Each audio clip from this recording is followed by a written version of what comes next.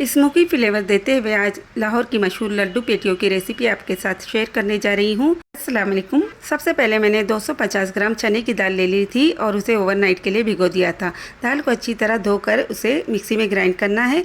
तो यहाँ पर मैंने उसका पेस्ट बना लिया है।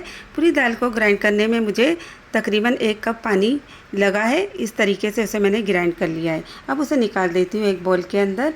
दाल का जो पेस्ट है वो हल्का सा दरदरा सा ही होना चाहिए। इसके अंदर मैं डाल देती हूँ 1/4 टीस्पून बेकिंग सोडा। इसी में जाएगा 1 टीस्पून नमक, तकरीबन आधा टीस्पून इसके अंदर जाएगा ज़ीरा पाउडर। सभी चीज़ों को डालने के बाद एक ही डायरेक्शन में बीटर की मदद से 4 से 5 मिनट तक इसे बीट करना है, जिसकी वजह से ये होगा कि लड्डू पेटियाँ बहुत ही अच्छी तरह जालीदार बनकर तैयार होंगी। अगर लड्डू पेटियाँ जालीदार बनेंगी तो इसका खाने का मज़ा ही अपना होगा, क्योंकि चटनियाँ जो होंगी वो अंदर तक जाएंगी और टेस्ट में काफ़ी अच्छा मज़ा आएगा। तो यहाँ पर देखिए इसे अच्छी तरह मैंने बीट कर लिया है। अब एक बाउल के अंदर मैंने थोड़ा सा नॉर्मल पानी ले लिया है।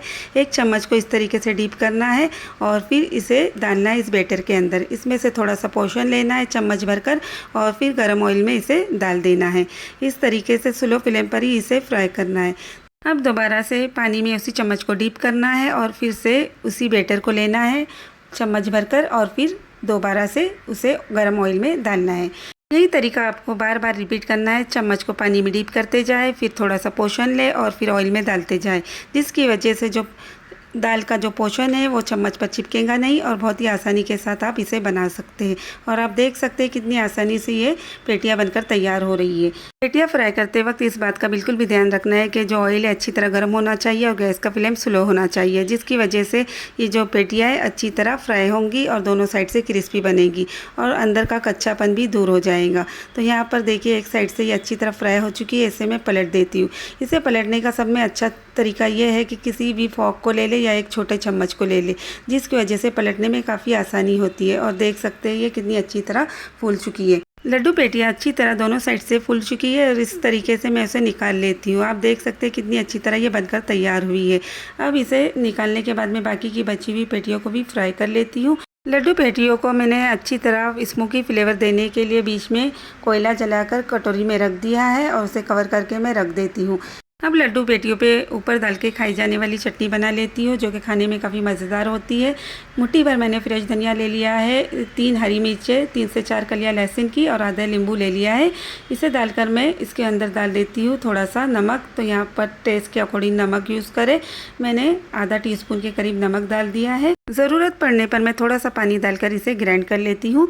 तो यहाँ पर आप देख सकते हैं इसका पेस्ट बना लिया है। इसे निकाल लेती हूँ मैं एक कटोरी में। चटनी को चटकारेदार बनाने के लिए आधे नींबू का रस भी मैं डाल दूँगी।